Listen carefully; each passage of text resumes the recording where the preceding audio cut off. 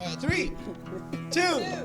Hello. Welcome back, everybody. Woo-hoo. Welcome back to another episode of Teen Sunday School Class. All right. Hopefully the last one.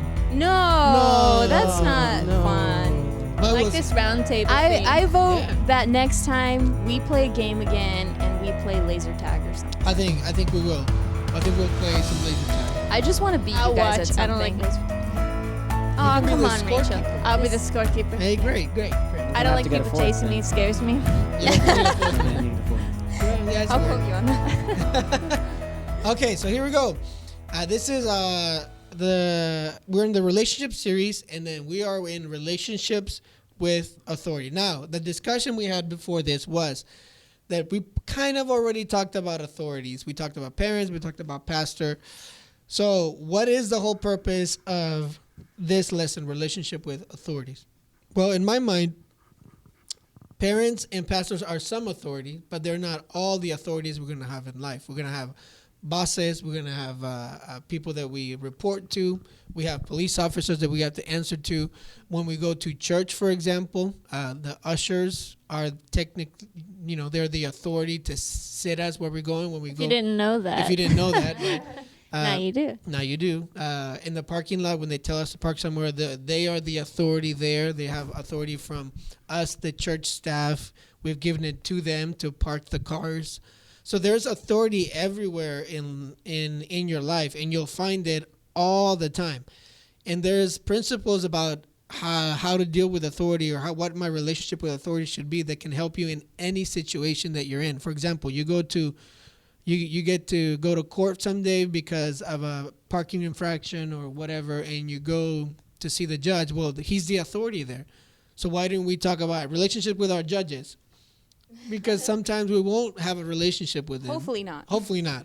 But at some point you may need to go to a courtroom or whatever, and they are the authority there. When you go to like a theme park, the cast members at Disney, technically, those are the authority there. If they're so happy too, so it's easy to obey them. Sure is. But when they say, please don't do that. Yeah, don't do that. Keep your hands in. Correct, yeah. The vehicle all at that all stuff times. is authority. So when you're raising your hands when they tell you not to raise your hand, you're technically... I have a story about that, by the way. I have a rebellious. friend who didn't follow that, and they're missing. What Why are we laughing about this?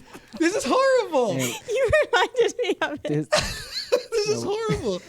Anyway, Disney security is no joke, though. Yeah. You see Listen videos, to your those guys, authority, okay? Listen to the cast members highly at trained. Disney. Yeah, Don't put your hand in the Pirates of the Caribbean. Oh, no. all right. Okay. Well, if we have time, we'll listen to that story. So for that, we're going to go to Romans 13, verses 1 through 5. Romans 13, verses 1 through 5. This is the passage where when you want to know what authority is supposed to do and what am I supposed to do with authority, this is where you go. Romans 13, verse 1 says, "Let every soul be subject unto the higher powers. For there is no power but of God. The powers that be are ordained of God." So let's stop there. The first verse should give us a clue to everything else. Everything that we are talking about is God ordained. Whatever authority there is over us, be our bosses, be the police officer, be the guy at the parking lot, whatever it is ordained of God. Even our governor, the government that is above us, God ordained it. God had him there. And I have to tell myself that every day. I know. It's so frustrating because sometimes we don't like the authority. We don't agree with what their decision is. But if we believe the Bible, we believe that God put him there. And that is... Why'd you look at me? I didn't... I wasn't... Look this way. Listen, you judge yourself. I wasn't looking at you for anything. You're like right at me. Anyways, let's keep going. Verse number 2. Oh, no. Then whoever therefore, notice, resisteth the power, resisteth the ordinance of God, and they that resist shall receive to themselves damnation. Uh-oh. Wow, can you be clearer? What's going to happen if I don't obey the authority? Well, God says you're going to receive damnation, right? You're going to be cursed, basically. Yeah, basically. In Spanish, that's what it says. Struck by lightning. Uh-oh. You could, but verse That 3. was a joke. For rulers or people that are your authority are not a terror to good works, but to the evil. Wilt Will thou then not be afraid of the power? Do that which is good, and thou shalt have praise of the same. So basically it's saying, when they say something and you do what's against it, well, guess what? You're going to be in trouble. They are there to reward the good and to punish the bad.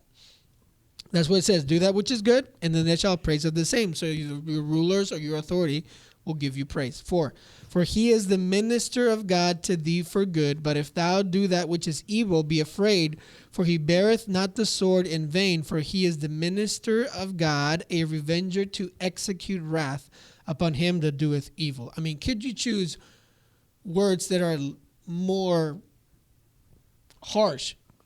I mean, this is a harsh thing that the Bible is saying here, that we will receive, he'll execute wrath upon us for doing evil from God, a revenger. I mean, it's good night. Can you be nicer? No, Bible cannot be nicer. Here we go.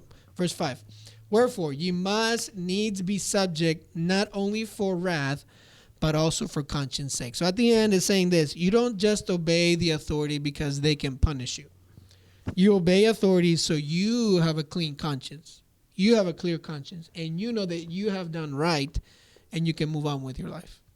That's why we obey authority. That's why we follow what God has ordained or put together, because then we can sleep better at night. We can live guiltless lives, not dealing with remorse and just thinking of the things we did in the past that were against our authority. Yes, we will get punished if we do wrong. If you go above the speed limit, you will get a ticket sometime soon. But we don't do it because I don't want to get a ticket. We do it because we want to get our conscience to be clear. So when you read these 5 verses and you come across any authority, it should give you a good sense of what to do and why it's important to obey and to respect authority. So with that in mind, even with these verses in mind, what is my responsibility towards authority? There, Brother CJ, you can start us off this time. Me? Yeah, no curveball. Tag, you're I would like a curveball this time. Too bad. What was the question? One more time? What is my responsibility towards authority? My responsibility towards authority, to obey. That's clear and simple. Clear and simple. Why is it Obey. so difficult? I don't know. Yeah, you do. Why is it so hard to go 50 on a 45? Because you 50 woke on a up late. 45. Yeah, basically. I mean, I remember a drink at Starbucks cost me about $300. Oh, that's good. No, so don't go to Starbucks unless you have time. Okay, so now that I'm a bit older, somewhat wiser. Yes, Yeah, of course. Yeah, you have to be. Yeah, Somewhat. converted from my rebellious ways. Yeah. I think I'm like, man. I knew you back then. Yeah, you did. Yeah. I remember looking So at did you. I. Yeah. But I mean, I like to think and reflect back on my life, and I'm like, why did I never obey my parents, or why did I never listen to them? But then Well, you did, but well, I mean, I to a certain extent, right? I mean, it's still rebellious and stuff like that, and we didn't show them the respect as our authority figures, not just as our parents, but I didn't give them that at times, and then maybe when I'm outside, a police officer comes, and all of a sudden I'm like, oh, it's like, yes sir, sorry sir, all this, and all of a sudden I'm some angel. I'm like, why them when I don't even know them? Just because they uphold the law, and then at home, people that are actually the people I'm supposed to be obeying and doing, if anything, yes sir, yes ma'am, all that, and I never did it. And it's crazy to me that how the situations change when we're outside and we're inside, and that's because I think we get so used to our parents that they're just our parents. We live with them and everything, and we forget to see them as the authority figures placed by God, ordained by God, like you said, like the Bible says, and we fail to do that sometimes, and because of that, sometimes we just fail to obey authority altogether. yeah, I remember the first time I told you to not do something. Do you remember? You've told me not to do a lot of things. But the first time, Can you remind me? it was A4. It was 12th grade class. It was my first day as a helper, and I walked in, and you and Omar were playing the piano, and I said, "Stop playing the piano." We were praising Jesus, probably. No, you weren't. No, you were not. I had no explanation. I just said, "Stop playing the piano." I don't remember that. You remember? I No. don't remember. It was great. You stopped playing the piano. Right. Yeah. Did I? You did. Wow, You great. remember that? Yeah, but I mean, it wasn't like a, "Yes, sir, right away, sir." And we're like,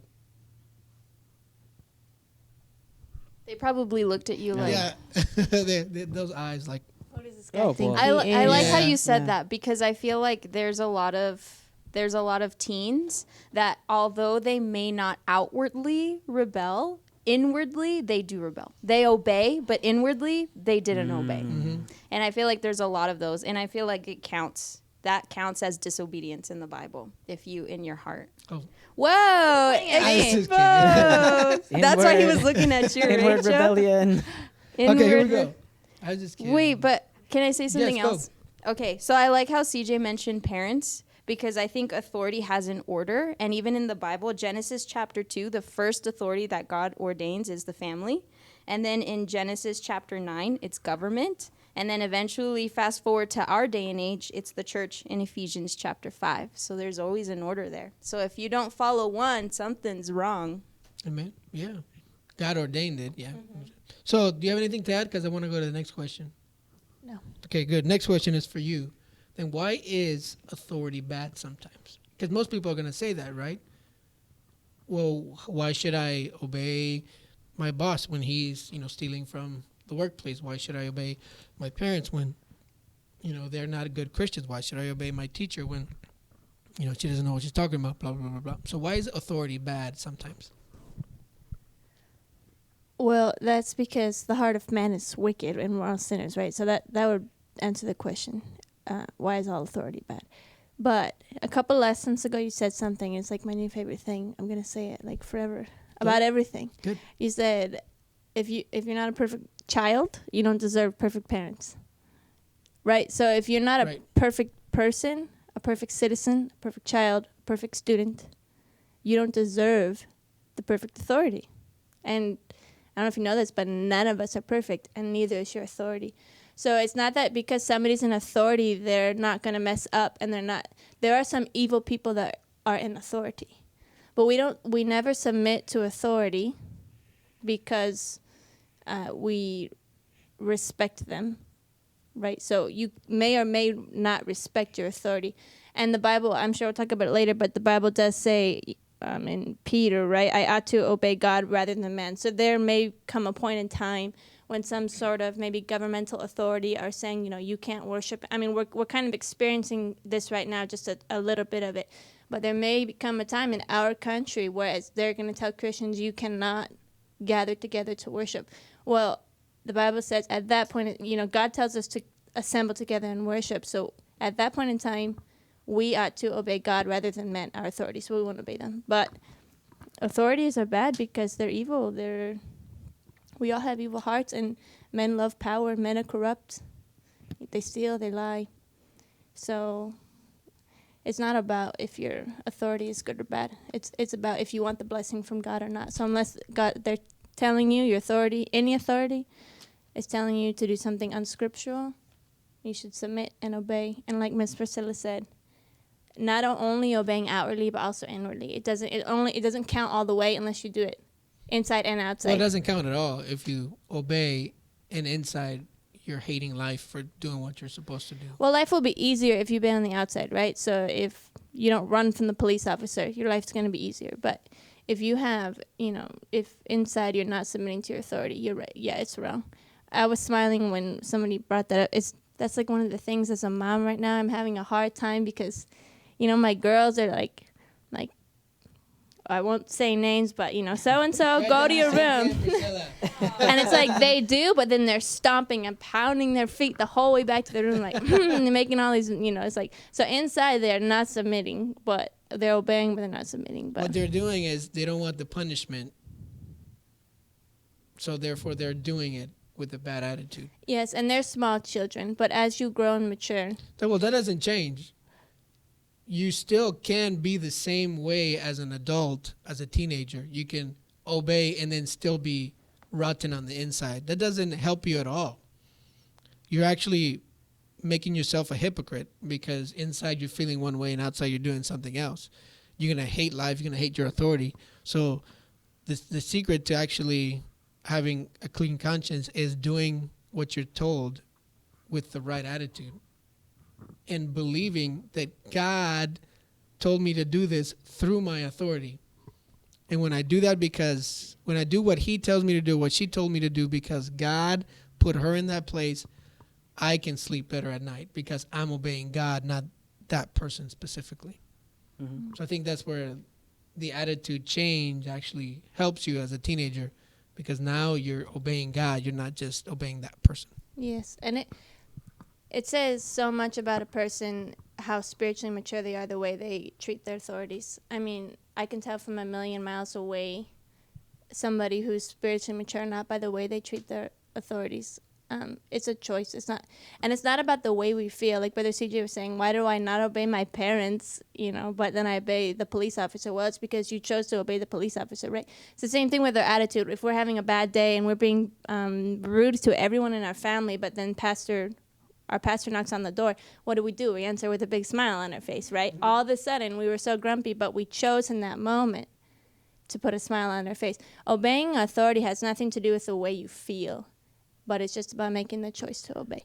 But to answer the question, why is authority bad sometimes, it's because the Bible says our hearts are desperately wicked in Jeremiah 17. So people are just evil. If they're not a Christian or a righteous person, they could be evil.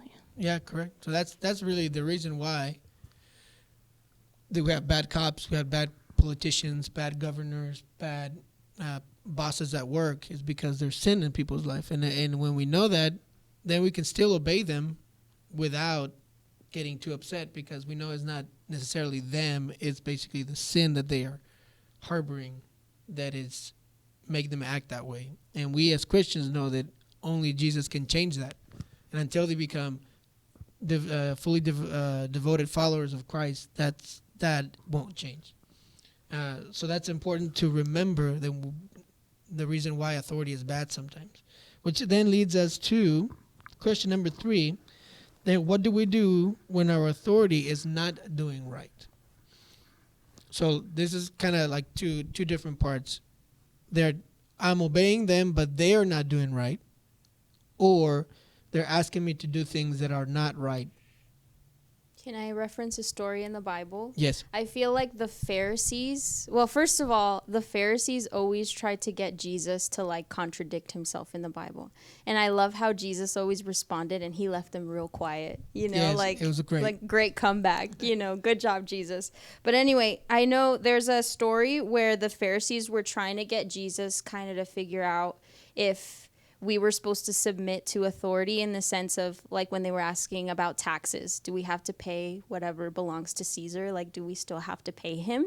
And the story is found in Matthew 21 verses 17 through 21, if you guys want to read it on your own. But it's basically the Pharisees are trying to trap Jesus and figure out does he still have to obey? He's the King of Kings, he created the universe. Does he still have to submit to Caesar? In a way, that's what they were basically implying. And what did Jesus answer? He said, give to Caesar what is Caesar's. So even Jesus came and he submitted himself to earthly authority, and he was God. So if you think about that, it's whoa, the person who is sinless, blameless, he still had to submit to ungodly authority. And I feel like that's a huge example for us. Caesar was a wicked man, but yet Jesus told them, you still have to obey him. Yeah, even what Pilate says, don't you know that I have the authority to crucify you? And his response, Jesus' response was this: you would not have that authority if my Father would not give it to you. Right. Great comeback. Yeah, so don't you know I have the authority? Yeah, well, my God gave it to you, so be quiet. Yeah. Well, that's the answer to the whole episode right there. Yeah. If Jesus Christ, the Son of God, submitted to earthly authority, that was obviously a choice. He didn't have to. He literally created the people who were nailing him to the cross. He was just an example. If he did it, then we should do it. Okay, then we're done. Yeah. That's it. But I know that there are certain cases where authority will make you do ungodly things, and she said, quoted that verse, you ought to obey God rather than man. So correct. So if an authority is asking you to do something illegal, something you're not supposed to do, Or some sort of abuse, obviously, that's completely unacceptable. Correct. So any emotional, physical, spiritual, sexual abuse, all that stuff is not okay by any authority to do to any person. And your response should be to report it right away. Like if you're suffering from some abuse from an authority figure and he's telling you something like this, don't tell anybody. That's when you tell somebody. When you feel trapped, when you know that you're getting hurt, you tell somebody. That's illegal. You can't find yourself saying, I obeyed him because he told me to do that, when you knew that was illegal. That goes with your job. If your boss ever says, don't put that we spend that money so we can split the difference and you can get some and I can get some. No. Your response is not yes sir right away sir, is I can't do that. That's fraud. That's lying. That's stealing. That is not what I'm supposed to do. I'm a Christian. We don't do that. Anything like that is automatically something you say no, I can't do that. But if they're doing wrong in the sense of like the way they're treating you, not abusively, but they're just not treating you correctly, or you feel like it was unfair or unjust, what is your response? Just obey. Like, if it's not criminal, if it's not against the law, the way they're treating you, just obey. That's what you're supposed to do.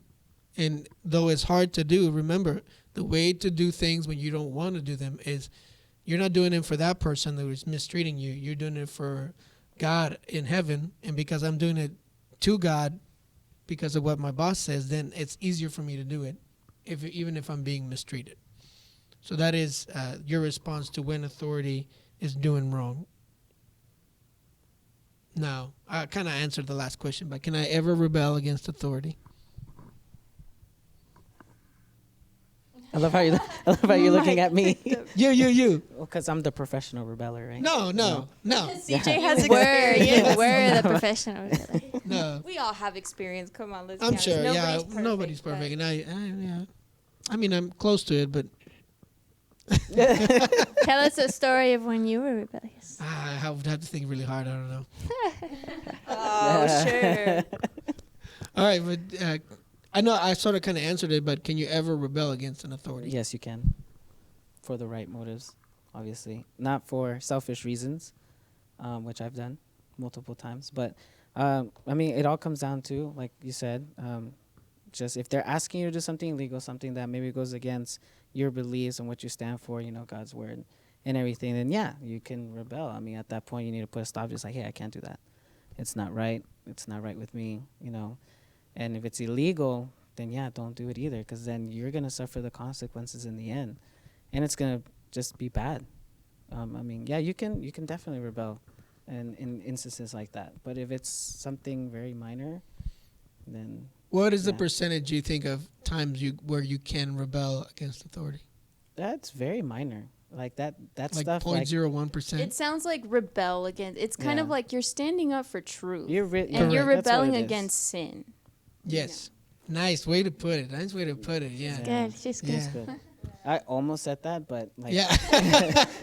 Sure. So if you want a percentage, I would say 99.9% of the time, you will have to obey your authority. There is rarely a time, 0.1%, where you're saying, I cannot do this. And like, for example, me, I cannot think of a time that I had to say, I cannot do that. I mean, I'm sure I would have to like really, go through my memory bank and then put it all pieced together here and there. But I mean, I cannot think right now of a single situation where I said, I cannot do that. I can think of one. Okay, go. It's like the only one I can really think of, but it's like this very old childhood memory just came back to me. I know you're saying that. When I was probably a young teenager, my family and I were at this kind of like Chuck E. Cheese thing, what it's called Peter Piper's Pizza, but it's like I love good Peter memory. Piper Okay, pizza. so you know what that. People do not great. understand. We should go have an activity at Peter You guys Piper know what that Pizza. is? All right. So in Whittier, where I grew up, we were there. Yeah. Yeah, there's one in Whittier. Should have an activity. Yeah. We should have a They teen don't know. activity there. These teens do Alright. not know real pizza. But anyways, I was at the ticket. I was probably like a preteen. I don't think I was a teenager yet. And I was at the ticket counter exchanging my tickets, and the gentleman, but he's like a young man, probably 18, across the way on the other side of the counter. He told me, he like leaned over the counter and he like gave me a toy, and he's like, "Do you want this toy?" He's like, "All right, we'll just take it go around, take it to the back door and give it to me, and then I'll give it to you." So he told me. I was like, no, I can't do that. I just kind of like walked away. It was very strange. I was like, was he trying to like kidnap me or what? I don't know. But he basically wanted me to take the toy that I didn't have enough tickets for, and he wanted me to go around to the back door that's going to get into like behind the counter, give the toy to him, and he's going to give it back to me. It was very creepy. But no, I didn't take the toy from him. I didn't steal. But yeah, then I Nice. went back and I was like shaking. I was so nervous. Like, I feel like he was going to kidnap me or something, you know? But I told my dad was just like, he didn't say it. All right. Well, my dad's here, so I'm safe. I'm protected. But anyways, that's the one time somebody wanted me to steal something. I was like, no. Good.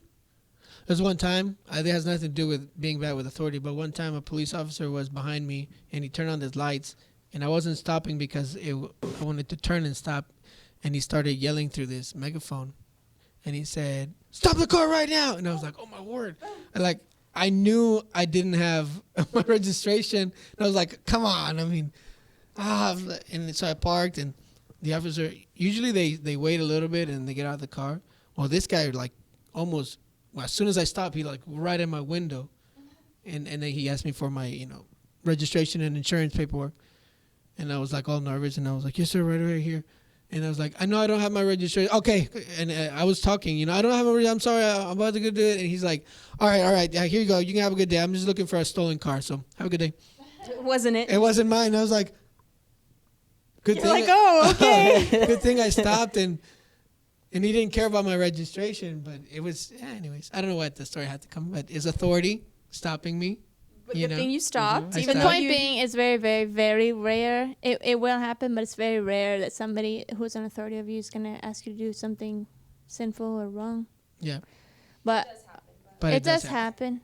But I would add, don't put yourself in that position. So the Bible says that evil communications corrupt good manners, or basically you are who you hang around.